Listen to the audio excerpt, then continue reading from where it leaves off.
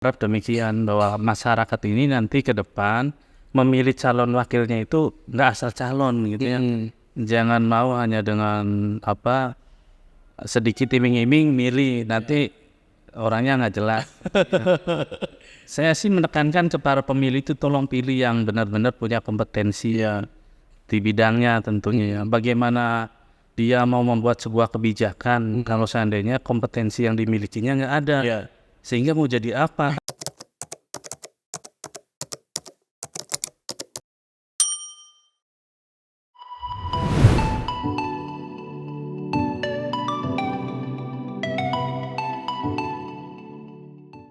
Assalamualaikum warahmatullahi wabarakatuh. Jumpa lagi di podcast Rakyat Cirebon. Ini edisi yang istimewa karena kita shoot kembali di studio dan di sebelah saya sudah hadir Kang Surnita Sandi Wiranata atau yang akrab disapa Kang Sandi. Apa kabar Kang Sandi? Alhamdulillah baik Mas Wandi. Terima kasih nih kita sudah bisa menyempatkan waktu hadir di sini nih. Ya, terima kasih saya juga bisa hadir dan diundang. Mudah-mudahan ini menjadi laju ke depan untuk sering datang ke sini ya. Siap Kang Sandi, kita buka pintu selebar-lebarnya. Kang Sandi barangkali mampir lagi ke sini. Dan sosok Kang Sandi ini tentu bagi masyarakat di Kabupaten Cirebon tidak asing ya, karena beliau merupakan sosok pengusaha muda yang kiprahnya cukup moncer dan sekarang sesuai dengan warna bajunya adalah bakal calon anggota legislatif dari Partai Golkar untuk di DPRD Provinsi Jawa Barat. Betul ya Kang ya? Betul sekali. Saya adalah bakal calon legislatif dari Partai Golkar untuk Provinsi Jawa Barat dari Dapil Kabupaten Cirebon, Kota Cirebon dan Kabupaten Indramayu. Oke, siap. Jadi dari pengusaha ke politik. Apakah memang kesehariannya memang sudah lekat dengan dunia politik gitu? Ya, sebenarnya aktivitas politik itu kan pada umumnya tidak jauh berbeda dengan dunia usaha. Ya. Selalu beririsan karena politik ini yang akan mengatur regulasinya, sedangkan untuk pengusaha adalah yang sebagai pelakunya. Jadi kalau bisa supaya sinkron gitu antara politik dengan pelaku usaha ini, karena aturannya dibuat semudah mungkin, pengusaha juga makin lancar untuk usaha. Ya, jadi politik ekonomi itu beriringan. Ya. Sebenarnya. Kalau dari usaha nih, Kang Sandi ini, Kang Sandi ini kan banyak usaha yang dipegang. Salah satunya adalah usaha di sektor pertaniannya. Dalam hal ini produksi beras. Gitu. Nah, kita tahu bersama bahwa untuk saat-saat ini harga beras kan naik nih Kang. Ada ancaman gagal panen juga karena kemarau panjang ya gitu kan. Saya pengen denger dong ceritanya untuk di Kabupaten Cirebon sendiri seperti apa sebetulnya kondisi pertanian kita nih. Ini saya cerita versi saya sebagai pelaku usaha tentunya yang saya rasakan sehari-hari. Nah, memang dari 2 bulan ke belakang sampai dengan saat ini harga gabah itu melambung tinggi. Sehingga harga berasnya ini memecahkan rekor dari sepanjang harga beras selama kita berjualan gitu ya. Iya. Ini mencapai di 13 sampai 14 ribu. 14 ribu kilo beras per kilo ya. Itu juga akan sangat sulit ya buat kita pelaku usaha ini, terutama yang berjualan beras. Semakin sepi pembelinya. Karena bagaimanapun ini berdampak besar terhadap UMKM di wilayah Kabupaten Cirebon ataupun Indramayu dan kota. Terutama dari yang saya coba analisa beberapa toko yang saya punya di kios-kios yang ada di pasar. Saya akan ada pasar di Pasar Raja Binangun, di Pasar Palimanan, di Kramat, sampai ke Mandirancan saya juga ada kios di situ. Pembelinya sekarang berkurang jadi 50%-nya gitu. Dan ternyata pembeli yang hilang ini tukang lontong, tukang bubur, tukang sarapan nasi kuning, nasi uduk, karena harganya terlalu tinggi katanya berasnya. Sedangkan masyarakat ketika membeli sarapan itu nggak mau naik Mas. Sarapan bubur 10.000 misalnya, suruh 15.000 tuh nggak mau katanya. Padahal berasnya udah naik gitu ya. Nah itu kasihan sekali. Nah ini juga akan berpengaruh besar terhadap pertumbuhan ekonomi di daerah tentunya ini seperti ini. Ya sebetulnya fenomena kenaikan harga beras ini di satu sisi memang untuk para petani ya, penggarap lahan persawahan ataupun produsen gabah mereka senang karena selama ini kita tahu bahwa harga gabah di tingkat petani itu selalu anjlok gitu, sementara biaya produksi juga naik. Di satu sisi ya Kang ya, dengan kenaikan harga beras ini mereka senang karena daya jualnya lebih tinggi. Tapi di sisi lain juga seperti yang disampaikan Kang Sandi bahwa ada masyarakat yang terdampak gitu kan. Karena tidak selalu ada uang untuk membeli beras dengan harga tinggi. Nah, bagaimana sebetulnya untuk mensiasati keseimbangan antara demand dan supply demand-nya. Jadi sebenarnya kalau ideal itu ketika harganya naik ya agak naik. Ketika harga turun juga mengikuti turun. Nah, kenaikan ini dipicu oleh dampak dari El Nino dari beberapa daerah yang pensuplai gabah di wilayah Jawa terutama, karena saya di wilayah Cirebon juga kadang kita belinya kan di luar wilayah Cirebon bahan gabahnya misalnya ke Demak, ke Bintar atau ke yang terdekat itu misalnya Kerawang, Subang. Nah, mereka ternyata kan banyak mengalami kekeringan sehingga sedikit sekali ini bahan baku yang harus kita cari itu susah gitu ya. Sehingga harganya mahal. Selain itu juga panen ini tidak merata, nggak seperti dulu. Sekarang itu karena musimnya yang hujannya nggak ada sama sekali. Padinya itu ada yang panen, terus seminggu ada yang baru mulai panen.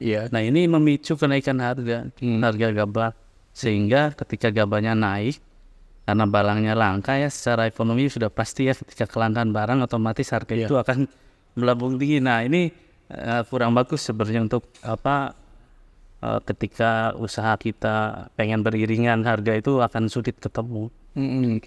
Kalau yang disebut barang langka itu seperti apa kondisinya? Apakah sampai tidak ada sama sekali sehingga masyarakat sulit mendapatkan gitu? Langka itu tidak seimbang dengan apa yang dibutuhkan oleh produsen yang memproduksi beras. Misalkan kebutuhan padi, gabah untuk beberapa pabrik penggilingan itu berjumlah contoh sekian ratus ton. Saat ini hanya ada paling 1/30-nya atau 1/25-nya. Sehingga pabrik pun banyak yang nggak giling gitu ya. Ada stok banyak untuk stok produksi untuk sementara ini ya, karena suplai gabah gilingnya juga berkurang gitu ya. Oke, kalau tadi kan sempat disinggung bahwa pembeli turun 50%. Itu kenapa? Karena memang harga mereka nggak kuat beli atau memang karena paspanya juga? Mereka terutama kalangan UMKM itu nggak kuat membeli. Karena hasil yang diproduksi dari proses mereka itu contoh beras, kemudian harus dibuat menjadi kue ataupun bahan dasar kue ya. Kalau beras itu kan bisa dibuat tepung dulu kan. Atau misalkan untuk contoh ringannya lontong, lontongnya mau dijual harga berapa? Katanya kalau berasnya sampai 14.000 sekilo. Nah, itu sangat memberatkan sehingga semuanya pada berhenti berjualan. Semoga kondisi ini tidak terlalu lama, dan saya berharap pemerintah ini segera turun tangan tentunya untuk mensiasati bagaimana kelangkaan ini bisa menjadi teratasi gitu ya, dengan bantuan contoh ya adanya operasi pasar. Itu minimal bisa menekan dari melonjaknya harga. Karena operasi pasar sendiri ketika misalnya beberapa titik ada kegiatan tersebut, otomatis masyarakat terbantu membeli. Sehingga kebutuhan yang tinggi ini akan tertekan dulu gitu dengan adanya beras yang ada di pasaran oleh pemerintah kalau memang nanti ada operasi pasar. Oke, sebetulnya di sektor pertanian itu problemnya nggak habis-habis Kak. Nggak habis dan nggak pernah habis. Nah, ini tentu dengan kebijakan itu makanya saya berharap antara politik dengan ekonomi ini berjalannya seirama gitu.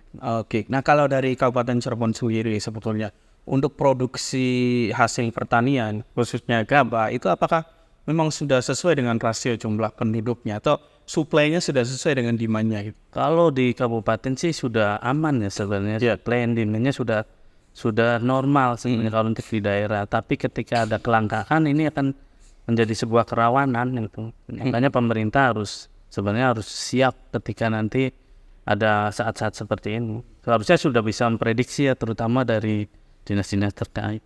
Ini Kang Sandi kan dari Gegesik ya? Iya, Gegesik kita tahu sentra. Sentra penggilingan padi dan memang area produksi beras daerah saya. Betul, Mas. Kabupaten Cirebon itu salah satu pasokan terbesar memang dari Gresik itu. Iya. Nah, kalau dari sisi itu, apakah produk-produk yang digiling dari penggilingan besar yang ada di Gresik itu dilempar keluar atau memang dijual di Cirebon? Kalau saat ini untuk memenuhi kebutuhan pasar Cirebon aja mereka masih kurang ya. Dari kebutuhan dari pasar-pasar lokal gitu. Nanti kalau seandainya normal itu biasanya kita suplai ke Cipinang atau ke semacam food station, perusahaan-perusahaan yang memproduksi beras kemasan. Tapi kalau kondisi saat ini ya banyak yang nggak giling karena emang harganya terlalu tinggi. Jadi perusahaan penggilingan pun nggak kuat kali ya beli nggak kuat karena jatuhnya nanti di harga pokok penjualannya di HPP itu bisa sampai 13.000 sekian. Belum ditambah nanti biaya produksi dan ongkos kirim. Jadi tetap angkanya nanti bisa di 14.000, 14.500. Mau nggak mau kan harga pembelian juga. Harga gabahnya yang terlalu tinggi. Sebenarnya naik nggak apa-apa karena musim panen saat ini kan misalnya harganya naik tapi biasanya masih posisi di 500. Paling tinggi sekali itu 700. Nah saat ini sudah 800.000 harga gabahnya. Iya, jadi kalau 800.000 kenanya HPP-nya nanti 13.000 sekian dan itu berat. Memang itu sudah hitungan rasional ya. Hitungan rasional. Biaya operasional per laba laba usaha gitu di angka 13.000 sekian. Oke Kang. Kang Sandi kan punya cita-cita juga ya, cita-cita politik tentu ya.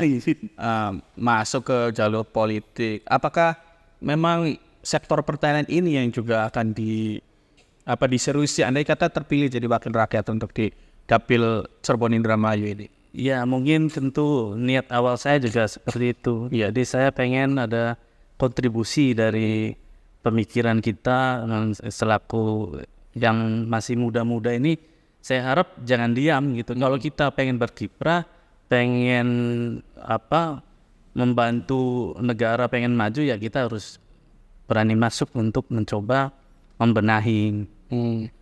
Niat saya juga dari awal ketika saya harus masuk nih ternyata dari Partai Golkar.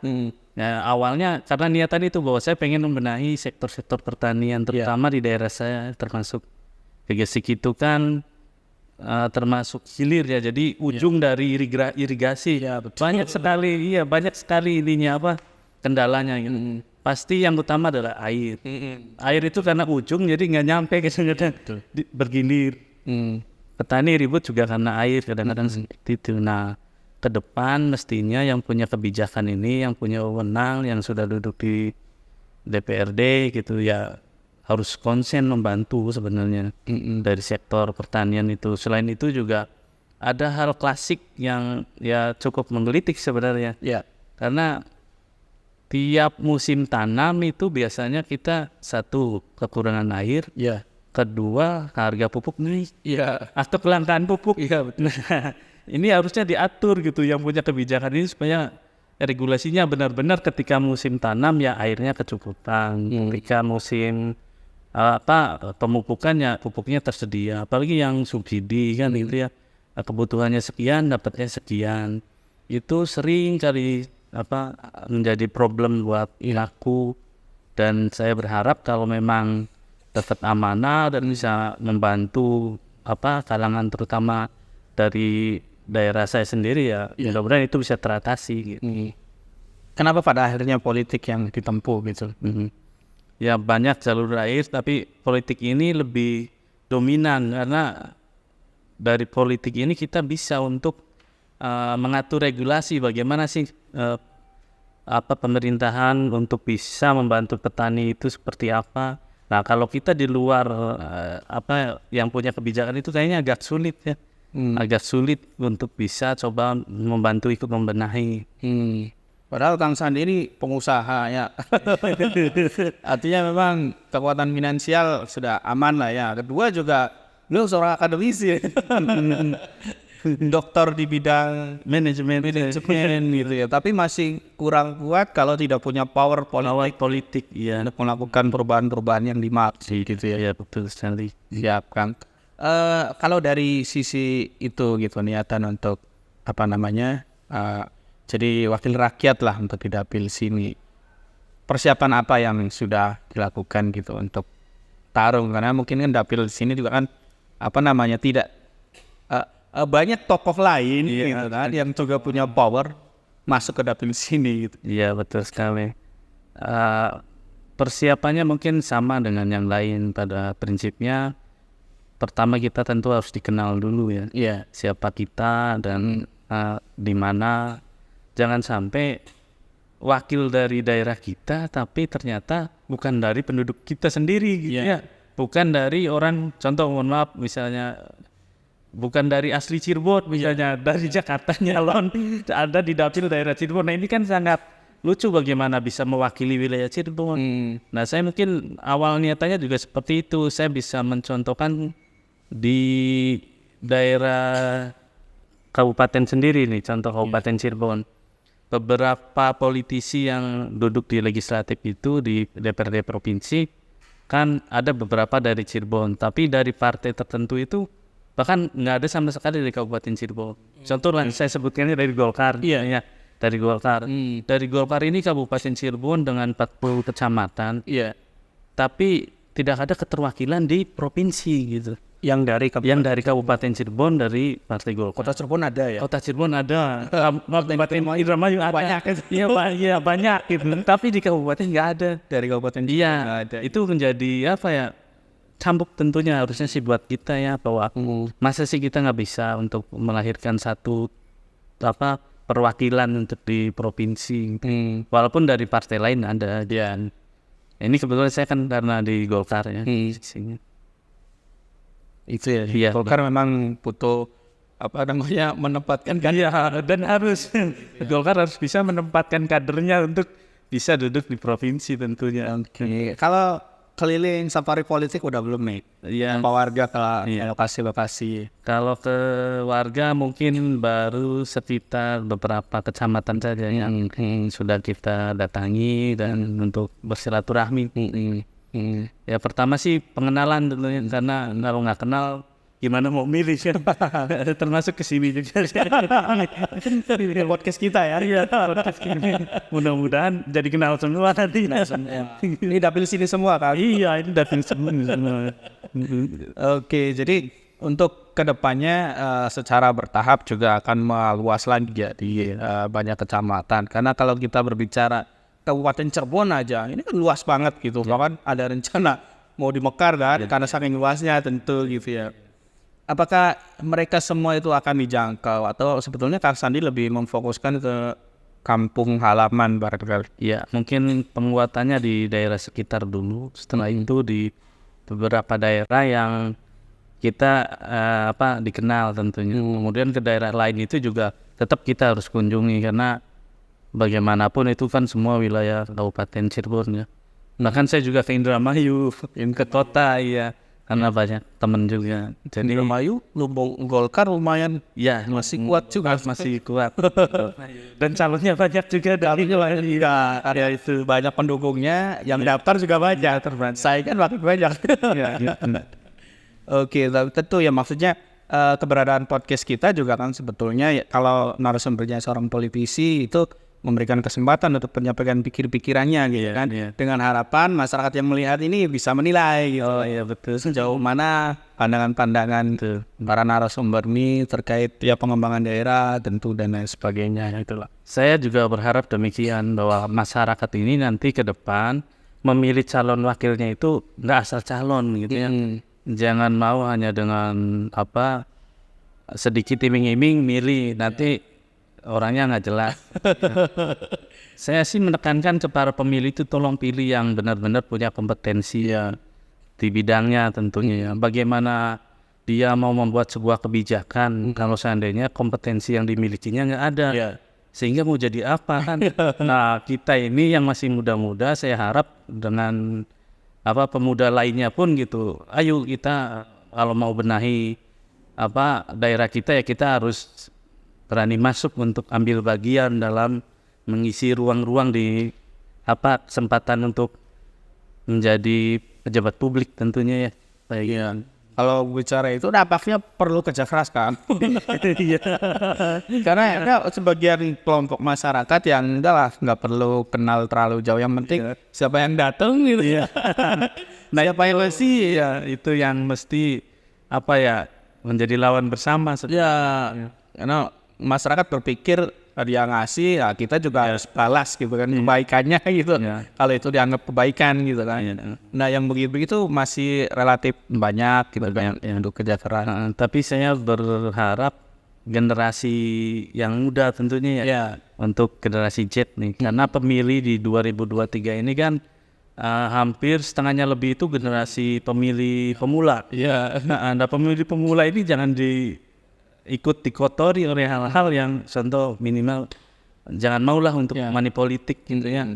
Pilihlah pemilih calon wakilnya itu yang satu minimal ada tingkat pendidikannya, kedua ya punya kompetensinya, ketiga ya mungkin dibekali oleh sektor ekonomi yang kuat ya supaya bisa tidak goyang dengan posisi di wakil rakyat yang katanya banyak godaan dan lain-lain gitu ya. Nah, kalau misalkan anak-anak muda ini sudah berpikir demikian, insya Allah hal-hal demikian itu kan berkurang sedikit demi sedikit.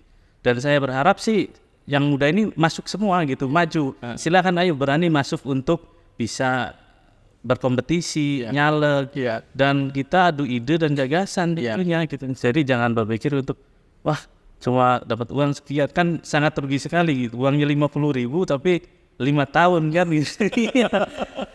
Itu sangat sebenarnya hal yang sangat tidak menguntungkan.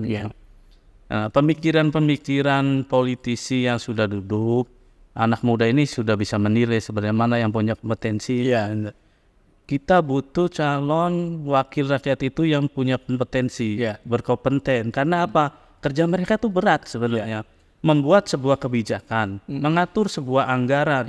Kalau kualitas dan kompetensinya nggak ada, terus kebijakannya seperti apa nanti hasilnya? Menarik nih, ini gak banyak orang sampaikan kan?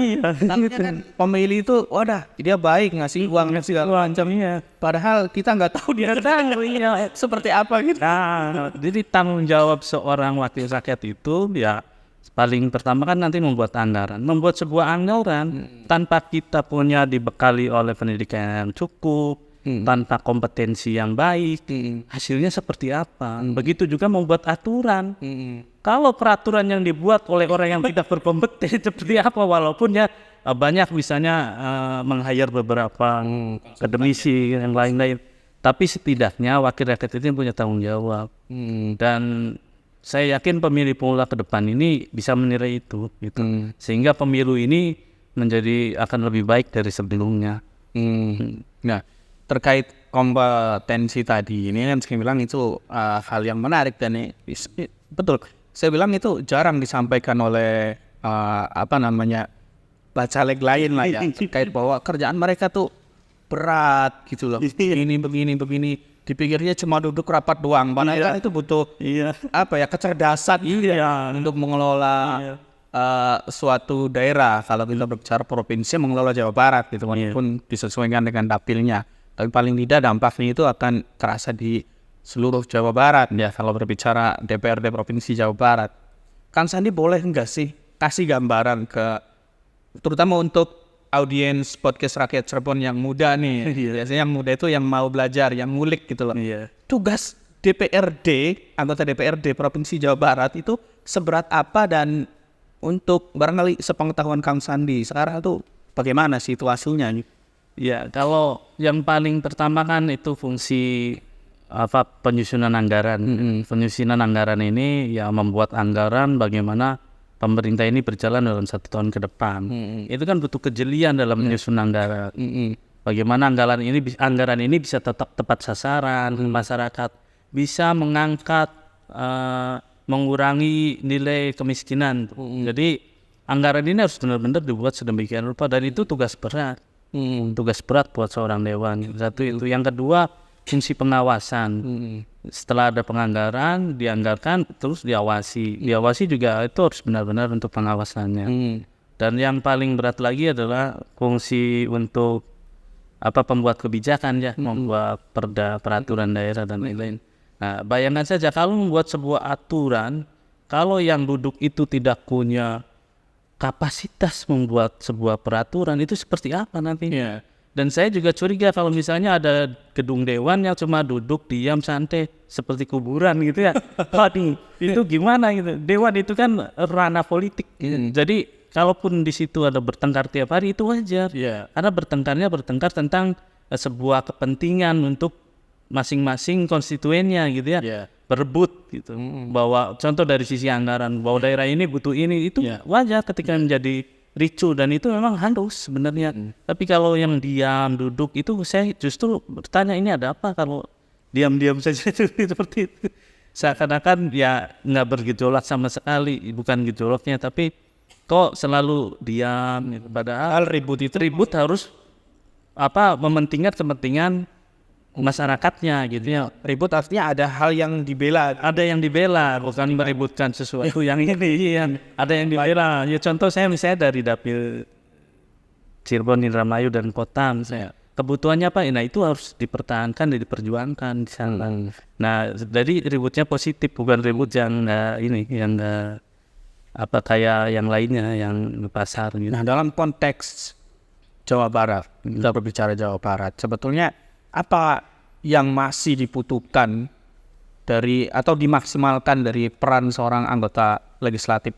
Pertama itu mungkin kalau untuk penunjang ekonomi sebenarnya infrastruktur ya.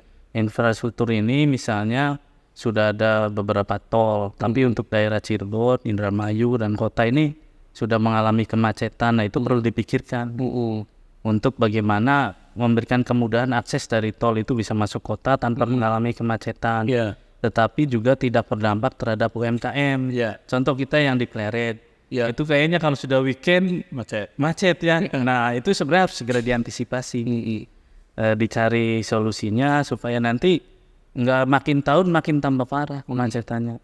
Begitu juga di Kota Cirebon itu juga perlu banyak pembenahan, terutama dari fasilitas itu, infrastruktur itu yang harus kita benar-benar tunjang benar untuk pergerakan roda ekonomi di daerah kota Cirebon, kabupaten dan Indramayu. Indramayu apa yang perlu Indramayu yang bisa dioptimalkan dari seorang anggota legislatif? Indramayu itu daerahnya kan pesisir ya. Pesisir. Nah, mungkin yang agak ini tuh dari sektor pariwisata ya. Kalau di Indramayu perlu banyak dikembangkan sehingga jalannya mudah menarik para perjalanan yang selama ini karena adanya tol itu sehingga agak terlewati ini tanpa ada ini, sehingga harus ada hal-hal yang menarik di sana sehingga orang bisa berkunjung ke sana. Selain mempertahankan dari posisi sektor pertaniannya yang menjadi andalan, bahwa Indramayu itu salah satu lumbung padi untuk Jawa Barat selain Kabupaten Cirebon. Itu yang bisa dioptimalkan ya. Karena kan anggota legislatif kan bukan eksekutor, jadi ranahnya kepada penganggaran, mengatur kebijakan selain itu banyak hal tentunya dari sektor pendidikan, dari kesehatan yang tentunya terus harus tingkatkan kualitasnya. Selama ini kan di era kepemimpinan Gubernur Ridwan Kamil walaupun sebenarnya sudah menjadi ex mantan di partai yang sama juga dengan Kang Sandi gitu, Partai Golkar, relatif lebih baik ya. Bukan berarti saya punya preferensi politik dengan beliau, tapi saya merasakan gitu loh, ada hal yang memang lebih baik dan memang ada hal lain yang perlu masih tetap ditingkatkan. Betul, saya setuju dengan Pak Ridwan Kamil yang sudah purna hasilnya pembangunan Jawa Barat ini cukup baik, dan rata-rata kader Golkar itu